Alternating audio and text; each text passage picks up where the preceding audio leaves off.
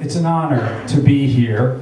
I have a bunch of questions, and then later you can ask some of your questions. So here's my question. And it came to me, well, it's always come to me when I read your novels, but today I thought there are very few writers who can create a character, a place, and a moment instantly in dialogue.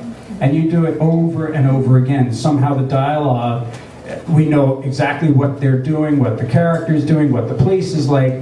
Can you tell me how you developed your ear for dialogue? Well, the line which identifies him might take weeks. You have weeks. You just feel, you leave a blank there for his last line.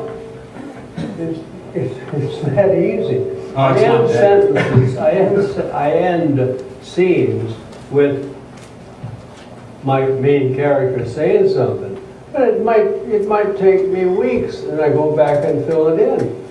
I'm glad he thinks like that. He thinks so quickly. But this is writing. It's writing. It's filling up 78,000 words on paper. And to me, it's always been fun. And if it's not fun, why do it? And it's gotta be that way. I have to please myself. I have to, and I hope, of course, that I please other people. But I want them to enjoy the book and get what I got, putting things into the book that I thought were funny or clever. I don't write seriously. I write always having fun. And what about those days when you're not having fun? Well, I don't know. I always have fun. Oh. I always have fun. But I make myself sit down every day and work. That's the whole thing. When I was working at an ad agency, I'd get up at 5 o'clock in the morning and go down to the basement, of all places, and write 2 pages of fiction. Westerns then, started with Westerns. And I did that all through the 50s, and I wrote 5 books, and well, it was productive. It was a very productive period. But I'm glad I did it, because if I hadn't done it, I wouldn't be sitting here. I mean, for 10 years, I sat there writing stories, getting better. I think what was the book I saw just a few minutes ago upstairs? I thought was my style had started to change. I started to get into the book a little bit more, and what was it? Valdez? Yeah. Valdez, yeah. I thought my style began to change in that book. And I was so happy to see that I'd finally broken through. No one had to tell me. I knew it because I started writing imitating Hemingway until I found out he didn't have a sense of humor. And I was surprised. But I imitated other writers too. I imitated good writers. You don't want to imitate, you know. So the next guy was Richard Bissell, Bissell, and he set stories on the Mississippi River. And he taught me an awful lot with his simplicity, with his dialogue of these uneducated deckhands on these boats being pushed down the Mississippi River. And I loved them. I loved his stories. But he did it for about 5 or 6 years and then quit to write for, I think it was Horizon. You know, he just wanted to get out of it. He didn't like to work, but he was awfully good. A guy writes to me and he said, I would love to have a photograph of you, because I think you're one of the most beautiful women I've ever seen. And then I thought, well, should I send him a picture or not? I don't want to, blow his dreams. And maybe I kind of like being the most beautiful he's ever seen, although his judgment is not one that I would go along with. So there are things like that that enter into it all the time. I like to sit down every day when I have an idea, when I have a book, and sit down and write until 6 p.m. Skip lunch, eat peanuts, and that's it. The time just flies. It's not, you're not writing 8 hours, no. And I answer the phone. I interrupt myself to answer the phone because a lot of times you like to interrupt yourself because you don't have an idea. So, but here's what I do. I write always from a point of view, whether it's the main character or a supporting character. A supporting character who's gotten interesting enough to have a point of view. And I never intrude. I never inject myself into the story that you're aware that I'm telling you about this guy or that woman. You won't ever hear that. I'm nowhere to be found. The whole book, I'm nowhere to be found. I never use a word that my characters wouldn't use, don't know either. I don't want to be trying to look smart. I want to tell a story. Is it true that you don't outline and don't know the end of your book at all until you're writing it? Right. Because maybe 50 years ago I outlined a book, maybe one. But you sit down for 2 weeks and think, what is this book about? 2 weeks, because in the next 6 months, you're going to have ideas, good ideas, better ideas. There was a scene where I thought of one where my main character, who originally was a government agent, and he quits to take pictures. He just wants to take pictures. And he's sitting in a wheelchair that a friend of his had stolen from an airport. And he's sitting there taking pictures of people coming off Miami Beach. And he'd pick the picture, then he would hand him a card that said you can have the picture for $5. Tomorrow I'll have it. If you want it, come by and get it. So he was sitting there. When I thought of the idea for a scene, he's sitting there, and then this guy comes up to him and says, "Let me see your camera." So he hands him the camera. And the guy turns around and starts to walk off with it. Then, of course, he's not crippled, he's not incapacitated in his chair. He flies out of the chair and beats the guy's head on the pavement. But then, I waited about 5 years to write that scene. And then I thought about it, and this guy comes up and says, "Let me see the camera." And he hands it to him. He says, "Yeah, I like it. I think I'll take it," or something, something like that. Turns around, starts to walk away, and he stops. And he looks over his shoulder and says, "Here's this guy in a wheelchair. Can you walk?" And the guy in the wheelchair says, "Yeah, I can walk." And the guy edges back and puts the camera in his lap. It worked. It worked a lot better.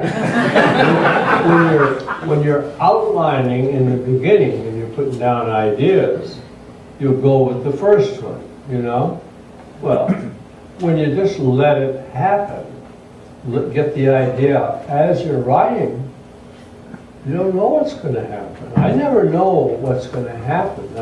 I say the purpose of a scene is to impart some information, let's say. But there's always an opportunity for something else. There's always an opportunity to surprise the reader, is to surprise yourself. That's the best situation to get into, surprise yourself. Wow, that's a good idea. You know? Do you often put books aside for a number of years like you did? No, no. No. I just did recently, last week, put a book aside.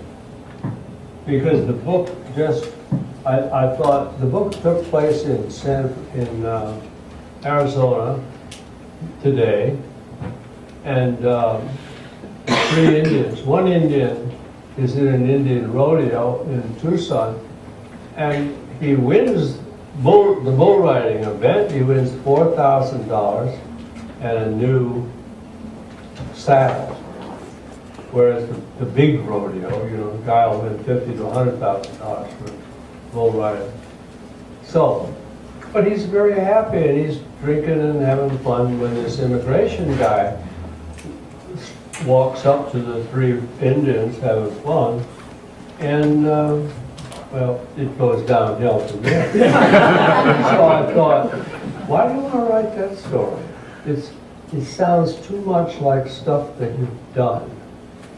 Then I went out to California, to the desert, and saw, what is it,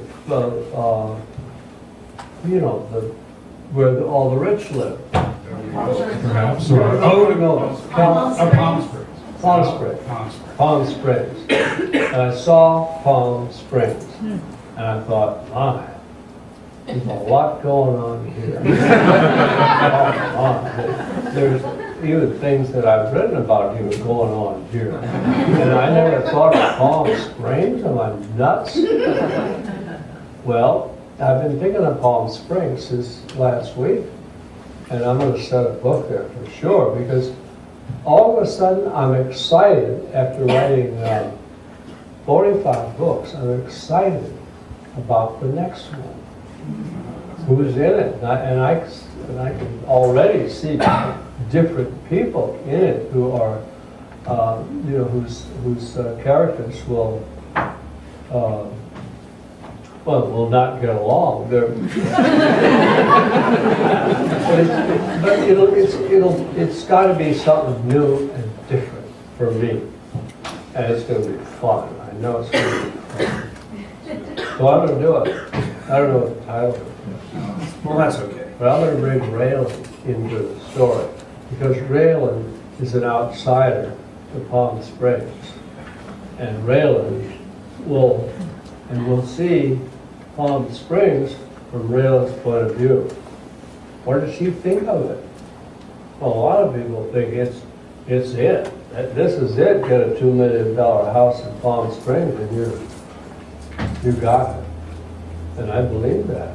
It's true. Why not? But Raylan, he's from Kentucky, Eastern Kentucky, so he's going to have different thoughts about it, not serious thoughts. He's not serious. You know, he likes moonshine. So Raylan's going to Palm Springs. Is that what we're hearing? When you reached into your pocket, I thought you were going to take out a pen and start looking. I got nervous, but I thought, you know, if I even think of title thing, Raylan in Palm Springs, it's not a title. no. But it's not bad. I'll let you have that. Do you mind? I'd like to talk to you very briefly about your 10 famous rules for writing. Not everybody knows them, but if I mention them like the one sentence, would you respond to it? These are your 10 rules. Okay, the first rule is never open a book with weather. A lot of books open with weather. And you see you can feel the author, he's getting into the book, and he wants to do just a little bit more about weather. You know, and he overdoes weather. And the readers wait, hey, is there anything going to happen in this book? Are there any people in it just training all the time? And because I think of when I mentioned weather one time in a book, it was in South Florida, and this guy who owned a motel was having an awful lot of trouble. It's some bad guys. And he walked down to the beach, and it was drizzling. It was just drizzling. And he looked up at the sky and he said, "Fuck!" as loud as he could. And that was how I handled weather. And you got this feelings completely.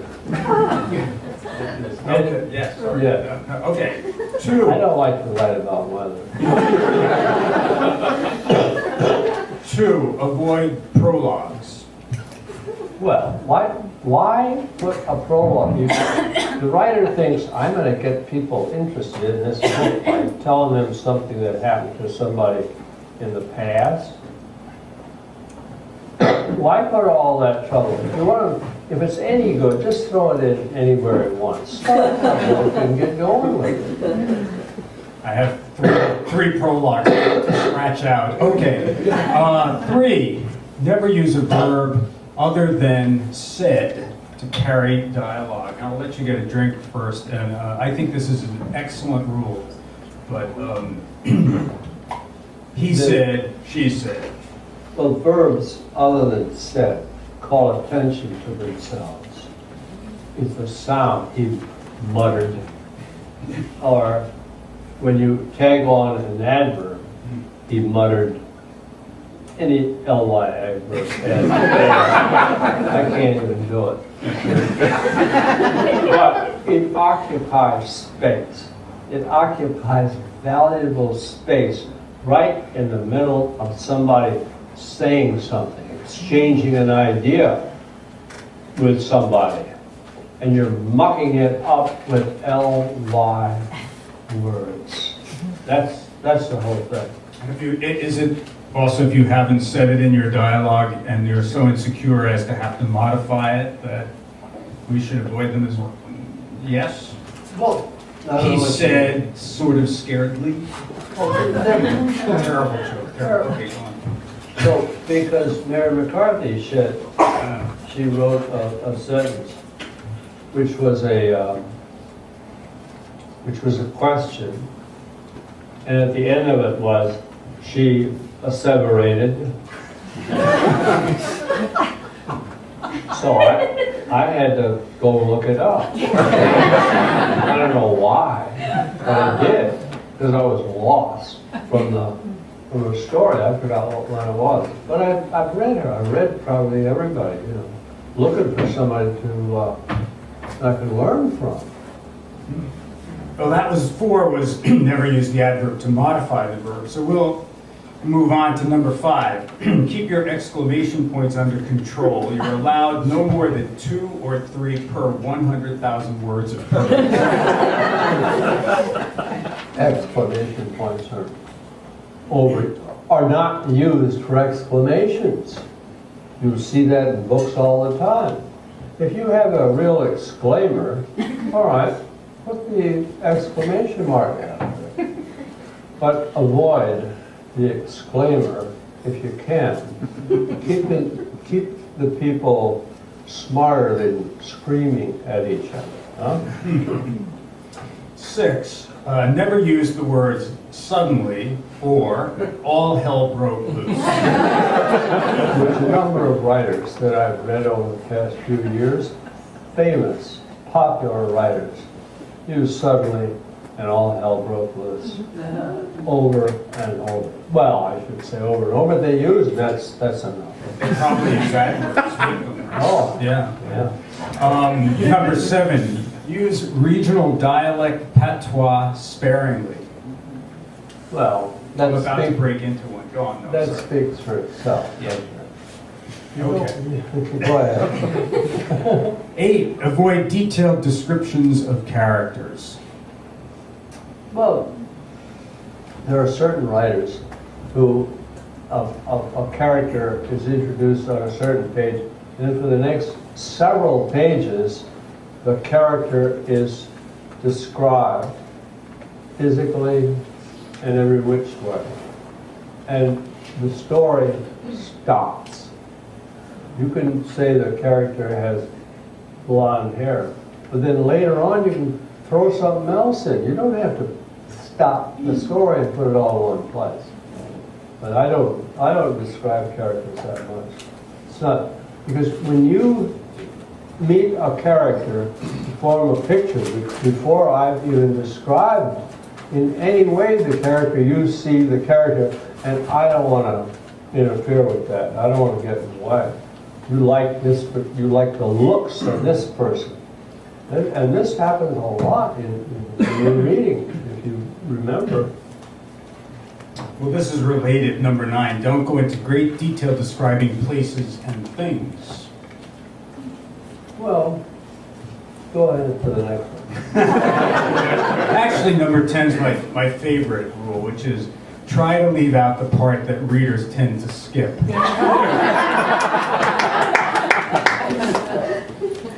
And you can do that. Easily. Yeah, but there's a place where the writer, all of a sudden, he believes he's a writer.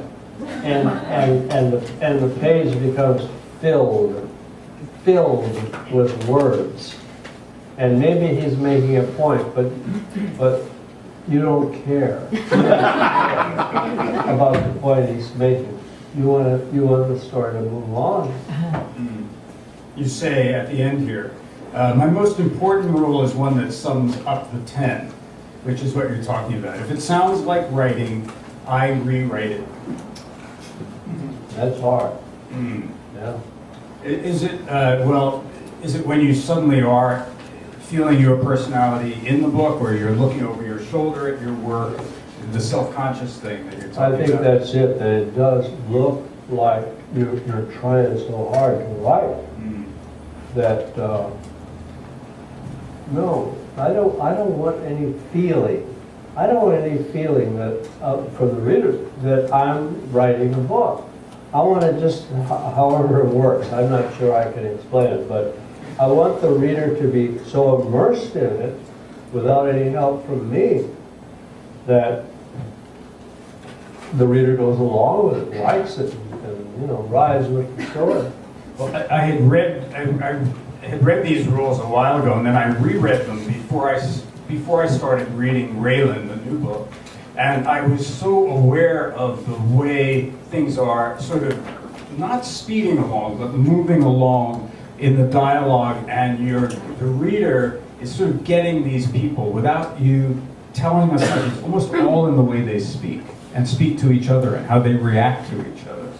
Yeah, exactly, which is what I rely on in all of my books, is dialogue, and it gets me off the hook. I don't have to describe how they're talking or what they're thinking, or here's his line of dialogue, and you know who he is. If he's smart or dumb or whatever, you know who he is by the way he talks. And to me, that's the simple way to do it. Yeah, well, that was the first question I was asking, which had to do with dialogue. I skipped over a few things this is a very basic thing that, which might be of interest to people, that you write your books in longhand, right? And then go to the typewriter, but no computer. No, I don't have anything. I don't have email. I don't want email. Why would I want email? Do you find that there's something about when you're writing with a pen or a pencil on paper that has it? Well, does it change when you type it onto when you No. type? No, it doesn't. No, Really. not at all. Oh, okay. But do you revise a lot or edit a lot? I think 3 pages to get one. Okay. Yeah, I revise complete as I do it. I don't go all the way to the end and then try and rewrite. No, So when you're I at, don't think that would work. but when you're at the end, you wouldn't do like an overall rewrite editing? No. 'Cause, When I yeah. get to the last page, it's done. That's good. Yeah, because usually when you do get to the end of something and you read it, you hate it. At least, well, not I wouldn't, yeah. Notice how articulate I am. I'm going backwards a little bit because I was so curious as to why Western novels and what you think those early books taught you in terms of creating you as a writer. I read Westerns because I liked Western movies. I loved Western movies. There were a bunch of good ones in the 40s and 50s.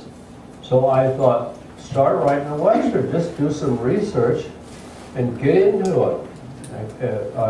I subscribed to, I forgot what it was. A good magazine, can't think of it now. And I researched. I did a lot of research about Apaches, Geronimo, people like Geronimo, who were fascinating to me, and the generals like Crook, who was on the border looking for Geronimo. And so I read all that, and I used it in my books.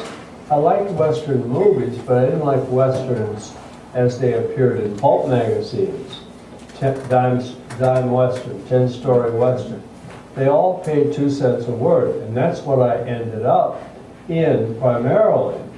I would sell one to Argosy, which paid $1,000, then I'd sell the next 6 to Dime Western or one of the others that paid 2 cents a word.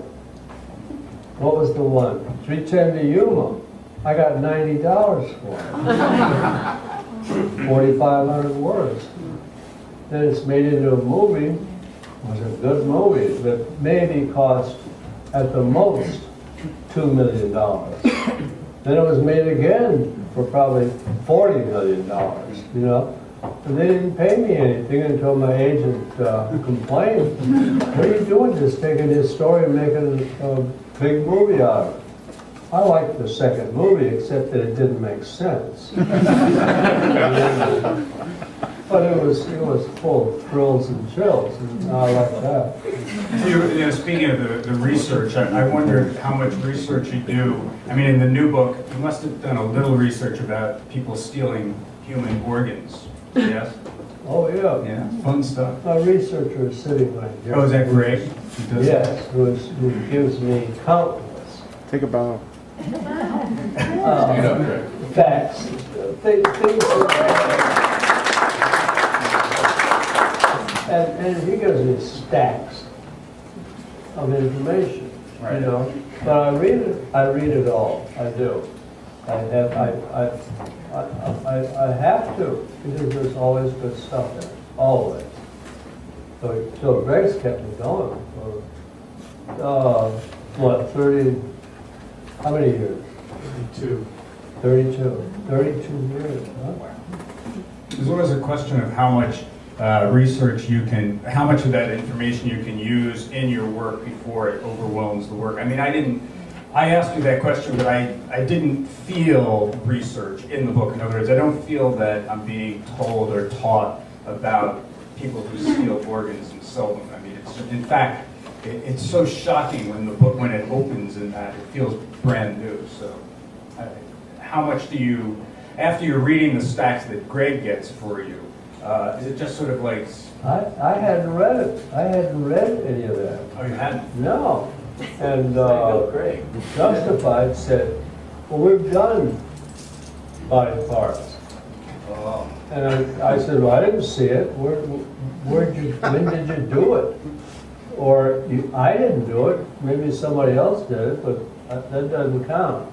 So I did body parts, and I thought it was good. And they're going to do body. Right now they're going to do body. Because I was curious how much of that will end up on Justified. Yeah, we'll see. Yeah. How much do you have to, I know you are a producer, an executive producer on the show. Does that mean you have any hands-on? No. No. None. None. And I don't want to. No. I don't want to know what they're doing. And you don't want to write scripts anymore either? No. I quit in '93. How many, you wrote quite a few though, right? I don't know how many. Maybe a dozen. Is it the collaborative nature and the... Oh, God. Yeah.